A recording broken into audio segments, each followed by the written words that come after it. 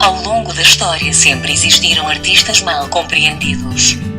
E mesmo em algo tão objetivo como a arquitetura, nem sempre há uma reciprocidade.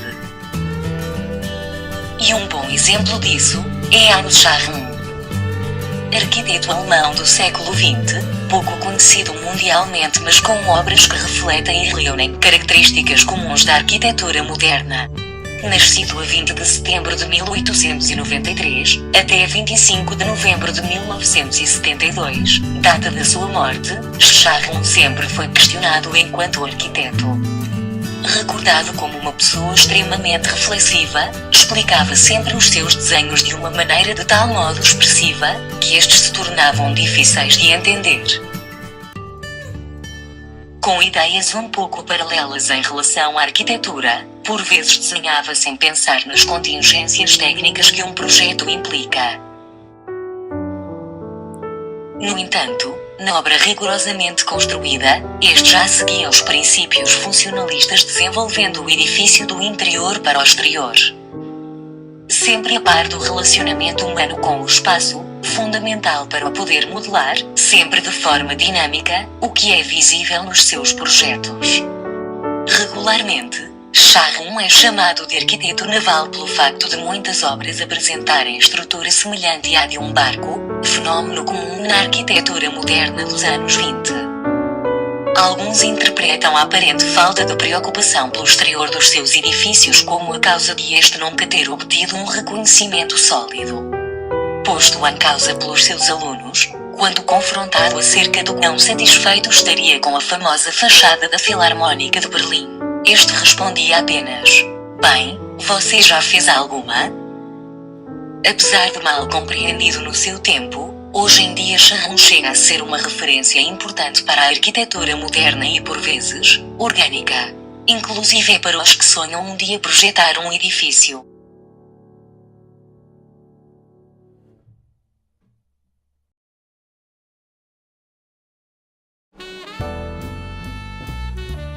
Vamos então viajar até à pequena Grã-Bretanha onde nasceu um escultor que terá deixado a sua marca no seu país e arredores.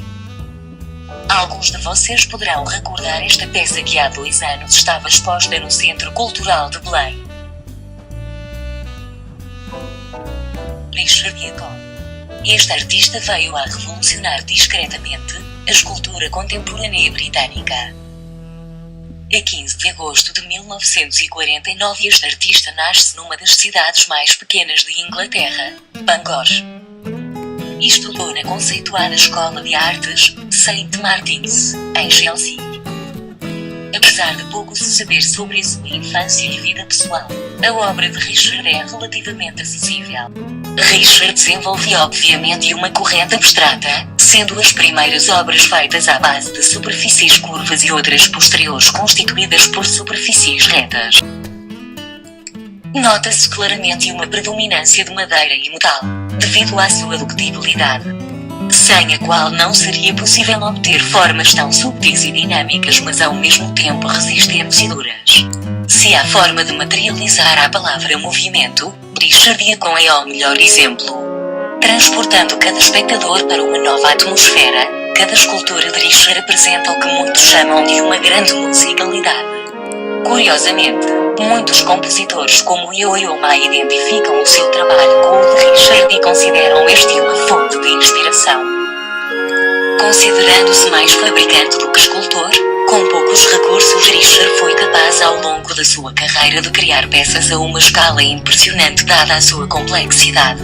Apesar da vertente abstrata, também se pode achar uma influência anatómica tanto na temática como na composição da obra. Para quem acha que arte e ciência não são compatíveis, Richard apresenta na sua obra ilustrações de corpos menores como bactérias, descodificando nestes uma composição interessante. Não é por acaso que este escultor foi honorado com o prestigiado Prémio Ternor em 1987. Hoje em dia, Richard tem uma intervenção artística reduzida retirando-se parcialmente do seu ofício, tomando como justificação a sua idade já um pouco avançada. A obra de Jacot é um importante marco na escultura contemporânea e num conjunto de aprendizes que farão, Segundo este, certamente do mundo um lugar mais estranho, bonito, melhor.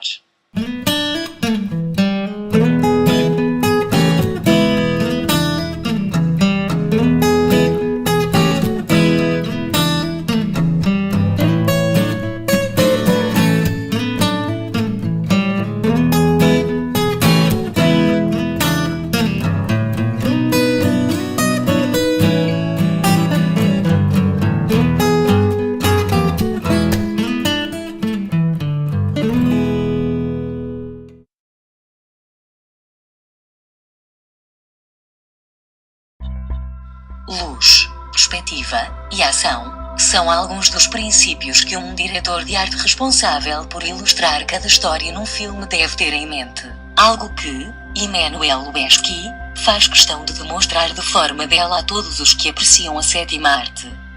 Nascido em 1964 na cidade do México, Lubezki tem vindo a tornar-se um dos mais influentes e inovadores entre os grandes nomes da indústria cinematográfica, tendo já colaborado com realizadores de renome como Mike Nichols, Tim Burton, Alfonso Cuarón e Terrence Malick. Começando com projetos menores na televisão, Lubezki rapidamente mostrou-se merecedor de destaque. Em filmes como Árvore da Vida, Lubezki reuniu um conjunto de técnicas que em cada projeto que desenvolve se tornam numa imagem de marca identificável, surpreendendo sempre cada espectador a cada segundo de longa-metragem. Lubezki oferece sempre uma imagem surpreendente e por norma cativante, seja para dar vida a um drama emocionante, ou a um thriller épico, como Gravidade, pelo qual recentemente, em 2014, foi honorado com o Oscar de Melhor Cinematografia, onde realizou um trabalho notável, ilustrando uma riqueza realista e convincente do espaço, sempre procurando introduzir a sua assinatura enquanto diretor de fotografia, contribuindo fortemente para uma atmosfera de cortar a respiração, sem um único corte de filmagem em 3/4 dos 90 minutos do filme. Aprofundando então a importância da fotografia no cinema, Lubezki revela-se essencial. Já com uma carreira rica, Lubezki promete ainda muitos projetos futuros, e seguramente conquistará um lugar importante na história do cinema a nível global.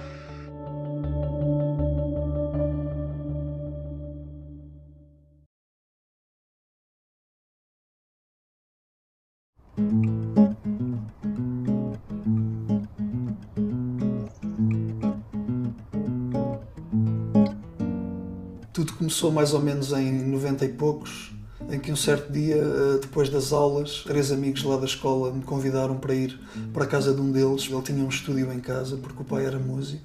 Então eles tocaram um tema, eu cantei, lembro-me que era um tema do Bob Marley, e quando o tema acabou eles ficaram-se a olhar para mim, tipo, estás a gozar, nunca cantaste? E eu disse, é verdade, eu nunca cantei. Cada um de nós dá o que recebe, logo recebe o que dá. Nada mais simples, não há outra norma. Nada se perde, tudo se transforma. Luís Caracol nasceu em Elvas a 9 de janeiro de 1976. Recém-chegado de Angola, país onde vivia com os seus pais, e por isso desde cedo criado num ambiente de mescla cultural, rodeado de pessoas da África lusófona e do Brasil, uma mistura de culturas acabou por ter uma forte influência nele, quer como pessoa, quer como músico. Com a imaginação. A música desde sempre esteve presente na sua vida, mas nunca foi algo que tenha levado muito a sério, até que em 1984 começa a tocar guitarra. Em 1996 entrou na Academia de Música e mais tarde entrou para um curso de guitarra e canto no Otto Club de Portugal, onde estudou até 2001. Enquanto toca em alguns bares e clubes de Lisboa, em 2009 junta-se à banda de Sara Tavares, a convite da mesma, onde acaba por tocar diversos instrumentos, do cavaquinho ao baixo. Em 2012, começa a trabalhar no seu primeiro álbum a solo, intitulado Devagar, que acaba por se estrear em maio de 2013. tendo a oportunidade de trabalhar com vários artistas, não só como Sara Tavares, mas também como Fernanda Abreu e muitos outros nomes da música portuguesa, brasileira e angolana. Saía de casa apressada, descia a pé a calçada. É de esperar que Luís Caracol venha a ser um dos nomes mais marcantes no seu estilo de música, que resulta numa convergência de três culturas que, como se pode ouvir, são compatíveis. Falava com voz de menina, seguia pelo bairro afora, com o olhar de quem devora. Parava à noite no Chico, onde havia fado vadio, para se dar ao bailarico e alternar ao desafio. Vendia-as de segura, com opinião solene, e como diz o Godinho, ela queria ser de triste, mas